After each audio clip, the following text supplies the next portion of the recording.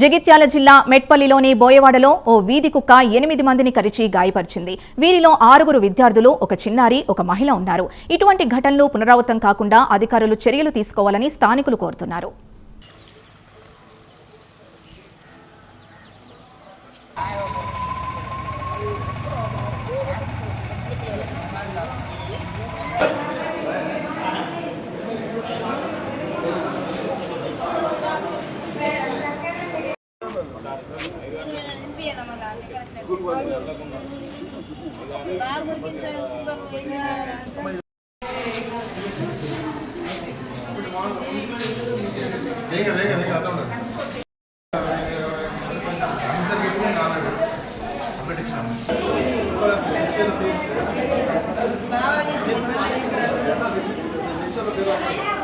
నా పేరు లక్ష్మి, నా కొడుకు పేరు మోక్షి.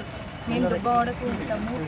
పిల్లలు బయటకు వెళ్ళాలని, ఆడుకోవాలన్నా, చెయ్యాలన్నా, స్కూల్కి పంపాలన్నా, దేనికైనా భయం. అన్ని చిన్న పిల్లలు ఉన్నారు, కుక్కలు బాగున్నాయి. వీటిని చంపాల చర్య తీసుకోవాలి, బాగా జాగ్రత్తగా తీసుకోవాలి. ఎందుకంటే దెబ్బలు బాగా తెలియదు. వాళ్ళందరికీ కొత్తగా వస్తుంది కుక్కలు.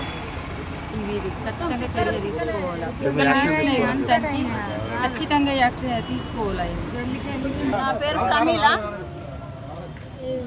ఇప్పుడు చీర్చును కలిసింది అయితే బాగా ఆడకట్టుకు ఇప్పుడు పెద్ద ఆమెను కూడా కలిసింది. మా ఇంటి వెనక ఆమెను మందిని ఇప్పుడు 8 మంది చిన్నపిల్లలు, ఇంకా చిన్నపిల్లలు ఉన్నారు మా ఇంట్లో. అందరు బయటకు వెళ్తారు సార్. మరి ఎట్లా ఆ పిల్లలను కుక్కలను మొత్తం చీర తీసుకోవాలి కొంచెం.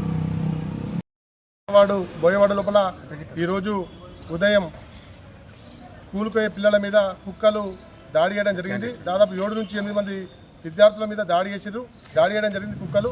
అదేవిధంగా రాత్రి వేళలో అక్కడ విద్యుత్ సంబంధించినటువంటి ఏదైతే లైట్లు లేవు, ఆ లైట్లు లేని కారణంగా కూడా కుక్కలు అక్కడనే ఉంటూ వచ్చే పోయేవారి మీద దాడి చేస్తూ దాదాపు పిల్లలు 7 నుంచి 8 మంది పిల్లలను దాడి చేయడం జరిగింది. వారిని ప్రభుత్వ ఆసుపత్రిలో ప్రస్తుతం అయితే చికిత్స జరుగుతూ ఉంది.